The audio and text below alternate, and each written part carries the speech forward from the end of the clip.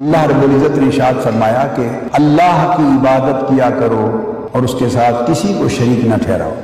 مگر جو قابل توجہ بات یہ ہے وہ یہ کہ حکم توحید اور توحید فی العبادت اور نفی شرک، اس کا حکم دینے کے ساتھ ہی اللہ تبارک و تعالیٰ نے وبالوالدین احسانا، اور والدین کے ساتھ ہمیشہ نیک سلوک سے پیش آیا کرو، اس کے ساتھ یہ فرمایا۔ نوجوانوں کے لیے اور خاص طور پہ نوجوان بیٹوں کے لیے یہ بات بڑی توجہ طلب ہے کہ اللہ تبارک و تعالیٰ نے اپنا حق توحید بیان کر کے اس کے ساتھ متصل کر دیا ہے والدین کا حق کے بر، والدین کے بر و احسان کا حق، کہ ان کے ساتھ نیک سلوک سے پیش آیا کرو۔ اور اگلی بات مان وبذی القربیٰ، پھر اس کے بعد قرابت داروں کے ساتھ بھلائی کیا کرو جن کے ساتھ تمہاری رشتہ داری ہے۔ پھر اس کے بعد تیسرے درجے میں یتامہ، مساکین اور پڑوسیوں کا اور ساتھیوں کا تذکرہ ہے۔ بہت لوگ آپ سوسائٹی میں ایسے دیکھیں گے جو مساجد پہ بھی بہت خرچ کرتے ہیں، غربا، یتامہ، مساکین پہ صدقہ اور خیرات بھی کرتے ہیں، لنگر بھی دیتے ہیں، بڑے میلاد شریف کے لنگر دے رہے ہیں، حضور غوث پاک کی 11ویں شریف کے لنگر دے رہے ہیں، حضور داتا گنج بخش میں لنگر بھیج رہے ہیں، مدارس میں غریب طلباء کے لیے لنگر چلا رہے ہیں، یتیم خانے چلا رہے ہیں۔ یہ سب کام نیکی کے ہیں، بر کے کام ہیں، مستحسن کام ہیں، اجر و ثواب کے کام ہیں۔ مگر تمام نیک کاموں میں اللہ رب العزت نے درجہ بندی رکھی ہے۔ کوئی شخص فرض چھوڑ کے نفل شروع کر دے تو نفل اس کے منہ پہ مار دیے جاتے ہیں، نفل قبول نہیں کیے جاتے۔ جو فرائض چھوڑ کے نوافل ادا کرے اس کے نوافل قبول نہیں ہوتے۔ یہ فرائض چھوڑ کے سنتوں پہ زور دے تو سنتیں قبول نہیں ہوتی۔ تو درجہ بندی ہے، فرض پہلے ہیں، پھر سنتیں ہیں، پھر نوافل ہیں۔ تو دین کی بنیادی خوبی، بنیادی حسن اور خوبی یہ ہے کہ دین جب احکام دیتا ہے اور جن اعمال کی ترغیب دیتا ہے تو ان اعمال میں ترتیب بھی دیتا ہے، ترجیح بھی دین خود مقرر کرتا ہے۔ ہم ترجیحات اپنی مرضی اور اپنے ذوق سے مقرر کرتے ہیں، اپنے منشا سے مقرر کرتے ہیں،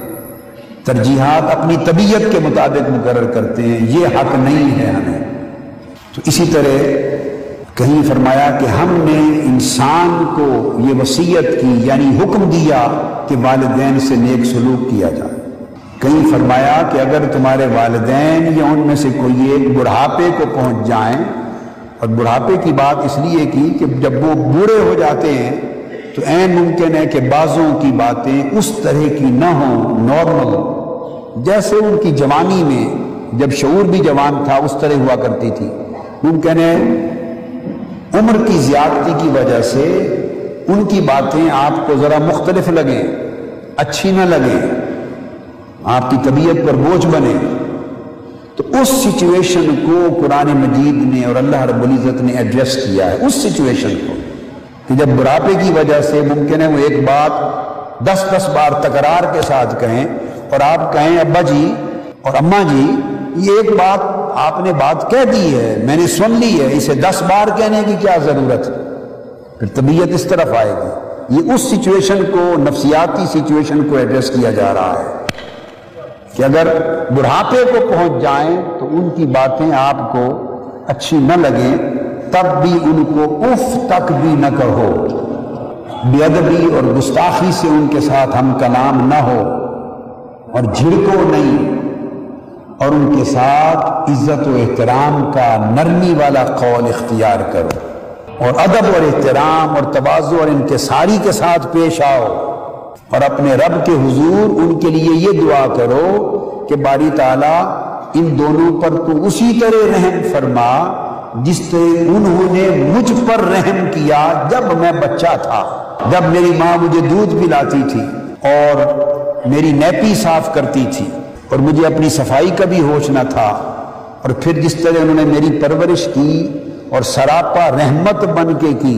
اور اگر میں سارا دن روتا یا بچپن میں ایک ہی سوال 100 بار کرتا، تکرار کرتا رہتا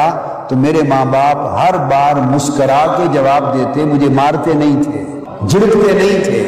جس طرح میرے بچپن میں انہوں نے میرا خیال رکھا، اس طرح ان کے بڑھاپے میں تو ان کا خیال رکھ۔ دیکھیے نا، اپنے بچپن کی یاد دلائی ہے۔ اب آپ کہیں گے کہ ہمیں اپنا بچپن تو یاد ہی نہیں، ہمیں کیا پتا ہمارے بچپن کے ساتھ کیا ہوا؟ تو آسان جواب ہے، آپ کو اپنا بچپن تو یاد نہیں، مگر اپنے بچوں کا بچپن تو آنکھوں سے دیکھ رہے ہیں۔ بس جو آپ کے بچوں کا بچپن ہے، جو صبح و شام دیکھتے ہیں، سمجھ لو کہ جب آپ بچے تھے تو یہی کچھ آپ کرتے تھے اپنے ماں باپ کے ساتھ۔ اور ہم اپنے پوتے پوتیوں اور نواسے نواسیوں کا بچپن بھی دیکھتے ہیں، تو ان کا بچپن تو آنکھوں کے سامنے ہے نا، اسی پر اپنے بچپن کا قیاس کر لو۔ یہی کچھ ہم تھے، اور جو کچھ آپ اپنے بچوں کے لیے اب ہیں، وہی کچھ ہمارے والدین ہمارے لیے تھے۔ اور پھر فرمایا کہ ہم نے والدین کے ساتھ نیکی کا حکم دیا، اور اس کے بعد ماں پہ کنسنٹریٹ کر دی بات، والدین کی بات کر کے پھر ایمفسائز کیا، ارتکاز کر دیا ماں پر۔ اور پھر وہ وقت بھی یاد کرو، اور وہ کس طرح یاد کرو کہ جب تمہاری ماں 9 مہینے تمہیں اپنے پیٹ میں اٹھا کے سنبھالتی رہی۔ اب آپ کہیں میں تو ماں کے پیٹ میں تھا، مجھے کیا پتا اس پر کیا بیتتا تھا؟ بھئی جب آپ کے بچے آپ کی بیوی کے پیٹ میں 9 مہینہ رہتے ہیں تو وہ تو ہر روز دیکھتے ہو نا کہ کیا بیتتا ہے، بس اسی پر قیاس کر لو۔ تو جس پروسیس سے آپ کی بیوی گزر رہی ہے، اسی پروسیس سے آپ کی والدہ گزری ہے۔ تو اللہ رب العزت اس طرح متوجہ فرمایا، حملتہ امہ وہنا علی وہن وفصالہ فی عامین، پھر پیدائش کے بعد 2 سال تک، پھر اس نے 2 سال کی عمر بتائی ہے کہ 2 سال تک اس نے کس طرح دودھ پلایا، کس طرح پرورش کی، کہ 2 سال کا عرصہ لیتا ہے بچہ تھوڑا زیادہ بولنے میں، 3 سال میں جا کے تھوڑا ایکسپریس کرنے لگتا ہے۔ جب بول نہیں سکتا تو وہ صرف رو کر چیخ پکار کے ذریعے ہی اپنا مطالبہ رکھتا ہے، اور اس کی چیخ سن سن کر بھی بعض اوقات کان تھک جاتے ہیں۔ اور اس 2-3 سال کی عمر میں سارا دن چیخ کون برداشت کرتا ہے؟ اب ایمانداری سے کہیے، باپ یا ماں؟ میں نے تو بہت سے باپ ایسے دیکھے ہیں، اور صبح و شام دیکھتا ہوں کہ بچہ جب رونے والا چیخنے والا ہوتا ہے پیدائش کے بعد، تو باپ اپنا بستر دوسرے کمرے میں لے جاتے ہیں کہ یہ تو ساری رات روتا ہے، مجھے ڈسٹرب کرتا ہے۔ تو شوہر بیوی سے فرماتا ہے کہ ساری رات تو اس کا خیال رکھ، میں نے تو صبح جاب پہ جانا ہے اور مجھے ڈسٹرب کرتا ہے۔ اس لیے اللہ رب العزت نے ماں کی طرف متوجہ کر دیا، حملتہ امہ وفصالہ فی عامین، اس لیے کہ نہ باپ نے اس بچے کو اپنے پیٹ میں اٹھایا، باپ تو حامل نہیں ہوا، عورت حاملہ ہوئی، پریگننٹ ہوئی، تو باپ کو کیا پتا کہ 9 مہینے کی کیفیات کیا ہوتی ہیں؟ یہ تو اس سے پوچھو کہ کس طرح زندگی اور موت کے مرحلوں سے وہ ماں گزری، اور کس طرح زندگی اور موت کے مرحلے سے آپ کی بیوی اور زوجہ گزرتی۔ میں یہ کہا کرتا ہوں کہ اگر اللہ کا نظام ہے کہ بچے ماں کے ہی پیٹ سے پیدا ہونے ہیں، نظام قدرت ہے، لیکن ایک آدھ بچہ کہیں باپ کے پیٹ سے بھی پیدا ہو جائے، اگر ایسا قانون قدرت ہوتا کہ پہلا بچہ باپ کے پیٹ سے پیدا ہو، اللہ تو قادر مطلق ہے، وہ چاہتا تو سب کچھ کر دیتا، اور 9 مہینے باپ پریگننٹ ہو کر بیٹے کو اٹھائے پھرتا، باپ پھر گائنوکولوجی وارڈ میں داخل ہوتا شوہر، اور پھر درد ذے کے ساتھ اس شوہر کے پیٹ سے بچے کی پیدائش اور ولادت ہوتی، اور 2-3 سال ایک بچہ باپ پالتا، بیوی آزاد ہوتی، اس کے بعد باپ کو سمجھ آتی کہ دوسرا بیٹا یا بچہ پیدا کرنے کی خواہش ہے یا نہیں۔ مرد کا کیا جاتا ہے؟ مرد کی تو صرف ایک خواہش ہے کہ میں ایک بچہ اور چاہتا ہوں، بس۔ ایمان سے کہیے، اللہ کے حضور ہمیں دیانتداری کے ساتھ معاملات کو سوچنا ہے۔ مرد کی تو ایک لمحے کی خواہش ہے کہ مجھے ایک بچہ اور چاہیے، پھر اس کے بعد آ گیا ایک بچہ اور چاہیے،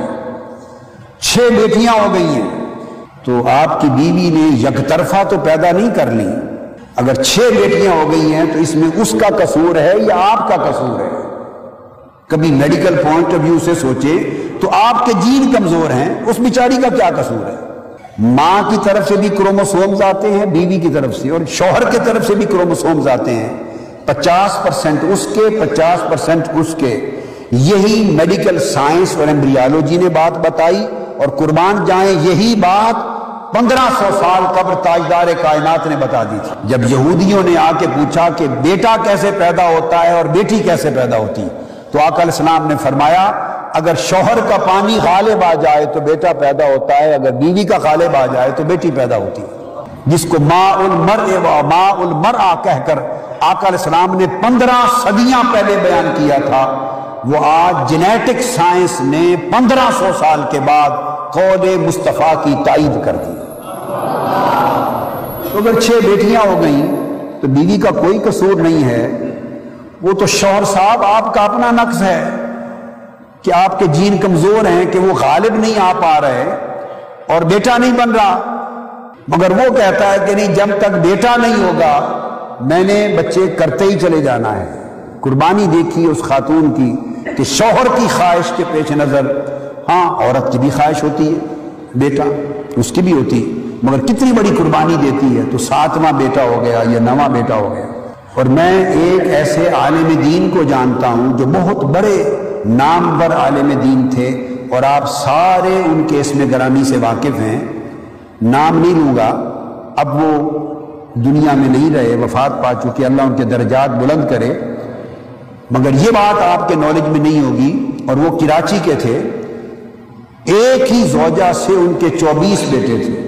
اب آپ بتائیے کہ ان کی زوجہ نے کیا قصور کیا تھا، کیا گناہ کیا تھا، 24 بیٹے ایک ہی زوجہ سے۔ تو میرا کہنے کا مقصد یہ ہے کہ شوہر کی ایک خواہش ہے، اور اس کی ایک لمحے کی خواہش کے نتیجے میں اس خاتون کے 9 مہینے کی تکلیف اور اذیت برداشت کرنے کی قربانی ہے، اس کی طرف اللہ رب العزت نے متوجہ فرمایا۔ اجمالی بات کی وَوَصَّيْنَا الْإِنسَانَ بِوَالِدَيْهِ مجمل، اور ہم نے ماں باپ کے ساتھ نیک سلوک کرنے کا حکم دیا، بات کر کے پھر ایمفسائز کر دیا، ارتکاز کر دیا ماں پر آ کر، یعنی بیوی پر۔ وہ جو ماں ہے کسی کی، وہ اس وقت شوہر کی بیوی تھی، اولاد کی ماں ہے اور شوہر کی۔ حملتہ امہ وہنن علی وہن وفصالہ فی عامین، یہ ماں کے اوپر پورا ارتکاز کر کے پھر فرمایا انشکر لی ولوالدیک، میرا بھی شکر ادا کر اور اپنے ماں باپ کا بھی شکر ادا کر، مگر اس میں الگ تخصیص اس بیوی کی اور ماں جو بنتی ہے اس کی قربانی پر متوجہ کیا، اور دونوں پیریڈ بیان کیے، اس کی پریگننسی کا پیریڈ 9 مہینے کا، وہ تکلیفیں اور مصائب و آلام بھی، اور تولد سے لے کے ابتدائی 2-3 سال کا عرصہ ان مصائب و آلام کو بھی بیان کیا جن مشکلات